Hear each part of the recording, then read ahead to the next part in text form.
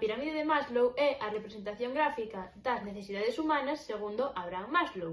Axúdanos a comprendelas e organizalas, e emprégase en ámbitos como a psicoloxía, a educación e a xestión de recursos humanos.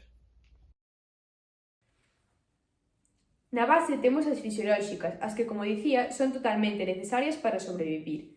Aquí temos necesidades como respirar, comer, dormir, beber. As necesidades de seguridade son as que necesitamos para poder levar unha vida tranquila sen ter medo. Por exemplo, as leis, as normas, as propias seguridade, os límites. Xa estamos na metade da pirámide, nas necesidades sociais de amor e de pertenencia, as que nos impulsan a establecer vínculos sociais e afectivos con outras persoas, como por exemplo o amor, as amizades, a familia.